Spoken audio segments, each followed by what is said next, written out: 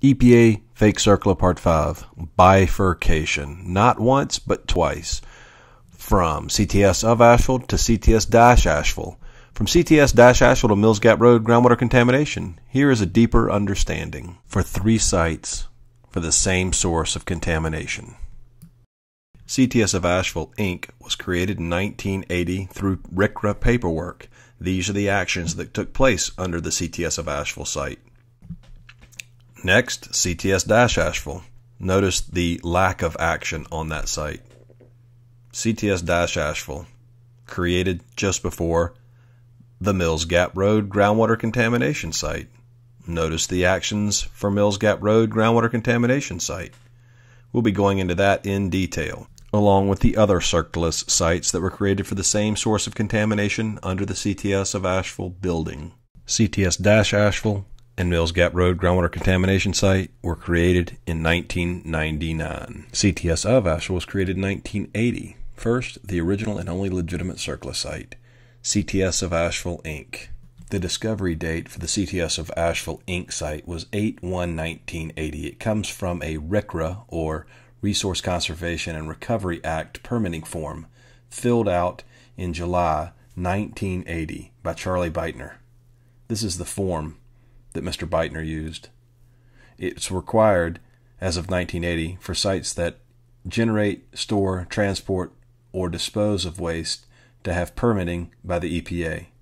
The completed forms with the amount of waste generated by CTS was ultimately submitted by November 1980. And in 1985, EPA was conducting its first preliminary assessment.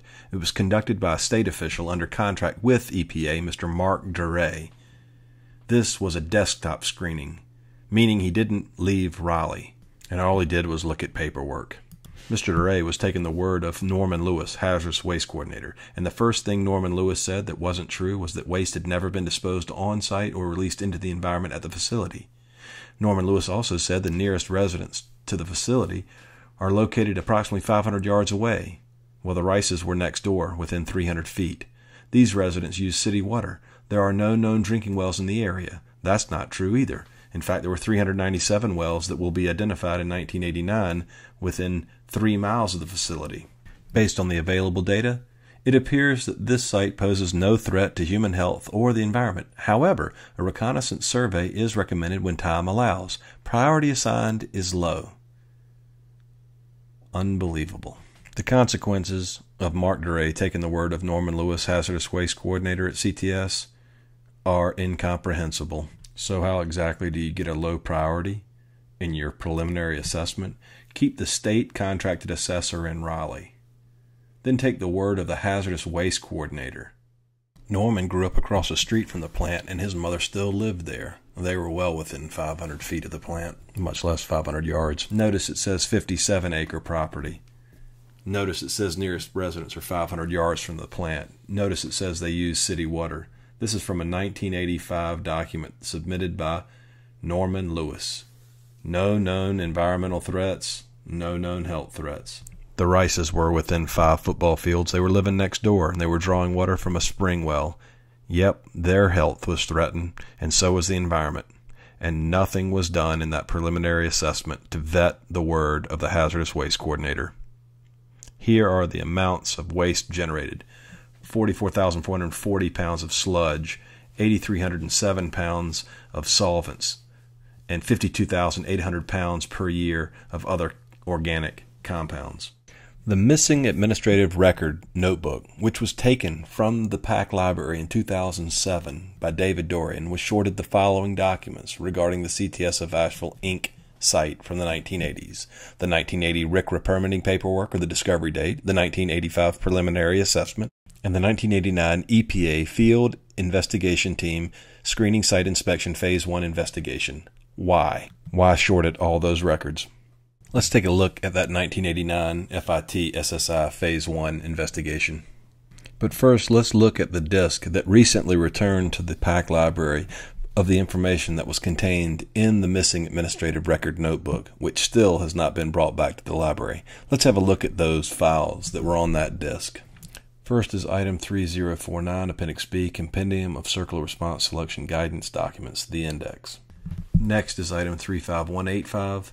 This is the 1991 EPA Field Investigation Team Screening Site Inspection Phase 2 report, followed by item 35186, August 16, 1999, NCDENR letter requesting an emergency response or removal investigation with the 43-page attachment linking CTS South Asheville to the contamination discovered or rediscovered on July 8, 1999.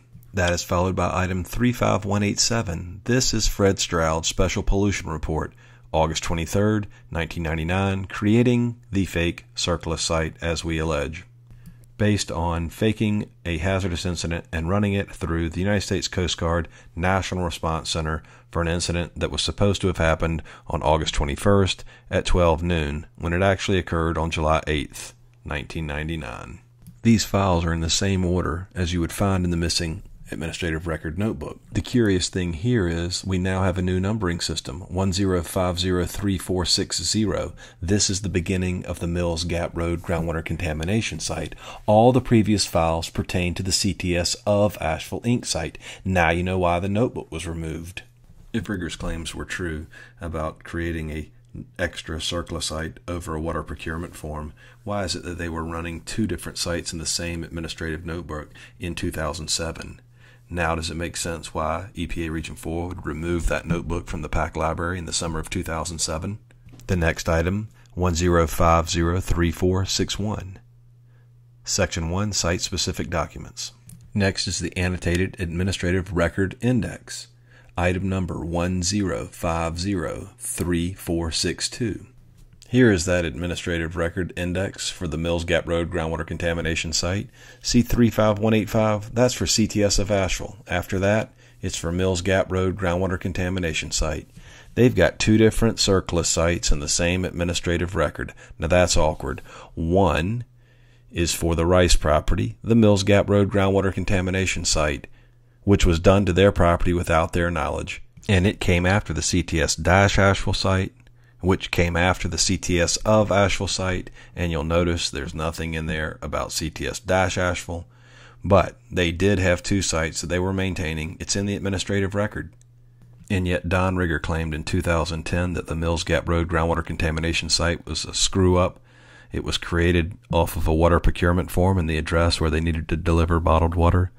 Yet they maintained two different sites for the same source. It was in the administrative record that was put in the library in May 2007, only to be removed just after June 16, 2007. Why would they remove that notebook? Because you could see that they had bifurcated the site. They were maintaining two different sites for the same source of contamination, with one resting on the Rice property without their knowledge, and the other on the original site where the contaminant actually was and is and will remain until the proper removal action takes place. Next was item 10503463, the Emergency Action Memorandum for Enforcement. This was a time-critical National Contingency Plan-based, enforcement-led event that never happened. You can see that it was for the 57-acre site, not 9 acres, but 57 acres. Time-critical enforcement-led meant that there should have been a removal action underway within 6 months. It never happened. Why not? It was deemed to be an imminent threat. The assessment was that the groundwater had been contaminated, was being contaminated, and would continue to be contaminated until removal actions were complete. Those time-critical removal actions never took place. Not within the 6-month window that the National Contingency Plan time-critical enforcement-led action calls for. We will be going through these documents thoroughly, but these were all in the administrative record. These were all removed from the library. Then there's 10503464. This is the U.S. Coast Guard National Response Center incident that Fred Stroud and Don Rigger sent through the system, claiming that a hazardous incident had occurred on August 21st, 1999. They sent it through on August 23rd, 1999 to generate a new CERCLIS site called Mills Gap Road Groundwater Contamination Site. They did it to obtain $200,000 in CERCLA funding to respond to the pre-existing disaster emanating from the pre-existing CERCLIS site known as CTS of Asheville. This was done, as we allege, to obfuscate the reality of how badly the CTS of Asheville site had been handled by EPA Region 4 officials. Take a close look at 10503465, EPA announces the availability of the administrative record for the Mills Gap Road site in Asheville, North Carolina. Isn't that ironic? That administrative record was available from May 2007 to just after June 16, 2007. And check the site description. It says the administrative record file includes documents that form the basis for selection of a removal action. A removal action is a short-term cleanup. This was from 2007, intended to stabilize a site that poses an imminent and substantial threat to human health or the environment. Documents in the record may include, but are not limited to, preliminary assessment and inspection report, test results, and the action memorandum. All interested persons are encouraged to review and comment on the documents. How can you comment on the documents or even review them if they're removed from the library? Another awkward feature to the administrative record which was removed is the fact that the Mills Gap Road site was described as occupying an area of approximately 57 acres and containing a large one-story structure situated on about 10 acres of maintained grounds. High levels of chlorinated solvents were identified in 2 springs and 1 domestic well. Mr. Rigger, would you like to explain how you shrunk that site from 57 acres to 9 acres in the 2004 Administrative Order on Consent, which was written on the Rice property between EPA Region 4 and CTS Corporation for a property that neither had the rights to access, in a blatant violation of the Rice's 14th Amendment rights to due process and equal protection under the law? We'd love to hear a clean, clear explanation on that one. Back to the actions at the CTS of Asheville, Inc. site. February 21st, 1991, the Field Investigation Team Screening Site Inspection Phase 2 was released. On February 22nd, 1991, the site was given a dubious no further remedial action plan designation, or NFRAP, and it was archived on February 25th, 1991. An incomplete Bates-numbered version of that report was in the administrative record, which was removed in 2007 from the library. Warning, this is bad. It looks bad, it is bad, and it explains part of motive number 2. It explains why the administrative record would have been pulled in 2007 and what they didn't want anyone to see. Take a look at the cover. At the top, we have the NFRAP disposition. We also have it stamped, Mills Gap, as the site. How can it be Mills Gap as a site if it was done for CTS of Asheville? The report went from 196 pages as a full report to a Bates-numbered incomplete 31-page report. Why would they do that? Why would EPA's legal department short that report by 165 pages? Why would the tables and charts be out of sequential order relative to the Bates number pages? What were they hiding by ending the last page with text mid-sentence? Mid-sentence, that's how the report ended for the one they put in the library and subsequently removed. This is the sample location map. These are the sampling areas that were picked to do the sampling in 1990 under the Phase 2 investigation. Look at all those sites where Southside Village is now located. Some explanation in the sample locations chosen can be found in the site characterization. If you look at the bottom of the page, you'll find a reference to Law Environmental's study conducted for CTS in 1987.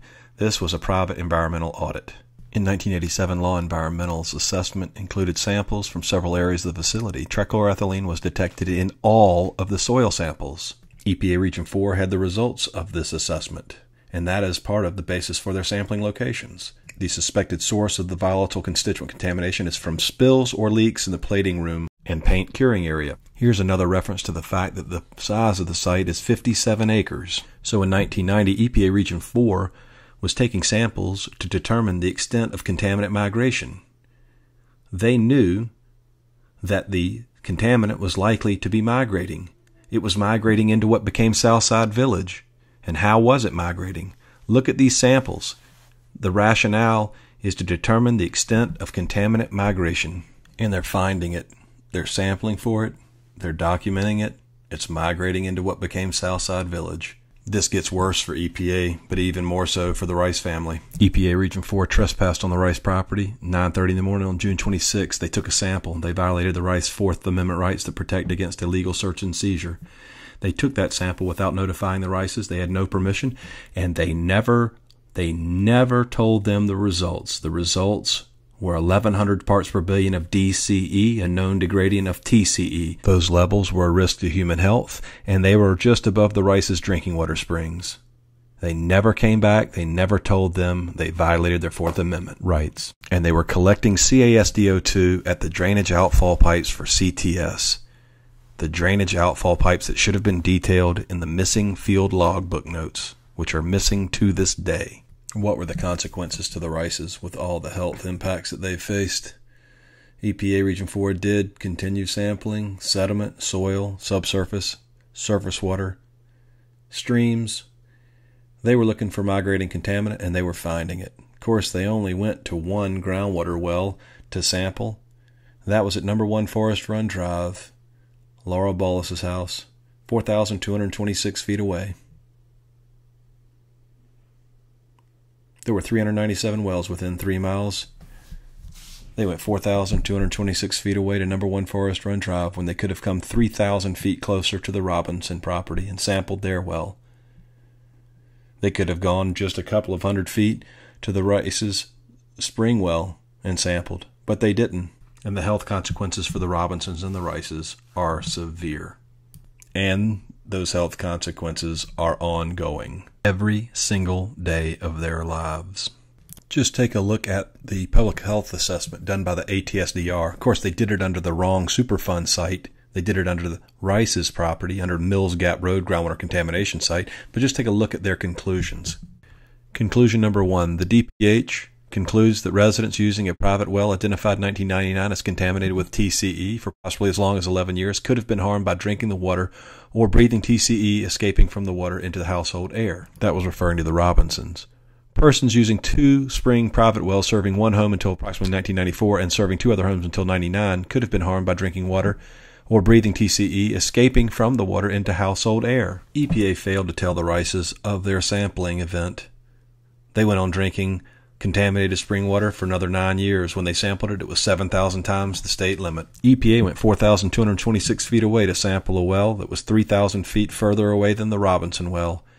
The Robinsons continued to drink their well water for another 9 years. Ethel Robinson died of pancreatic and liver cancer. Shannon Robinson, 35, has been preliminarily diagnosed with thyroid cancer. Shannon's sons have had lifelong health issues. Larry Rice Sr. has an inoperable brain tumor. Dot Rice has thyroid disease. Devin Rice, their grandchild, is 35. She has 2 optical nerve tumors that require monthly spinal taps to alleviate the pressure that builds on her brain. So there's motive number 2. All the health consequences just on the people who were betrayed first, the Rices and the Robinsons. Not to mention the 50 people with non-Hodgkin lymphoma within 1 mile of the plant. With liability like this, it's no wonder the notebook went missing. It's also no wonder they wanted to start new sites to cover up what had happened at the original site. The 1991 site assessment report in the administrative record was shorted by 165 pages. It was 31 pages total. Thanks to pressure from Congressman Schuler, Senator Burr, and Senator Hagan, the EPA turned over a 170-page version, still 26 pages short. The first of the missing pages started on page 27. It completed what was ended mid-sentence on page 16. What's significant about these pages? Well, this is the first time we have references to how that contamination was migrating. And lo and behold, the migration may be attributed to waste handling practices at the facility. Elevated concentrations may be attributed to waste handling practices at the facility. Time and time again, page 27 and page 28. With none of these pages being Bates numbered, it would appear that these were intentionally withheld. And for good reason if you're EPA Region 4. Here they are sampling for and finding migrating contaminant. And why is it migrating? Because they suspect it's due to waste handling practices at the facility. And look what they're finding. Dangerous levels of vinyl chloride, dichloroethylene, trichloroethylene, beryllium, cadmium. You name it, they were finding it. Contaminants like chromium, cyanide, polyaromatic hydrocarbons. It was pervasive. It was throughout. And they did nothing about it. In fact, they NIF-wrapped it. Why would they do that? Why would they give it a no further remedial action plan designation? Why? EPA also withheld the 5.0 summary, the summary at the end of the report.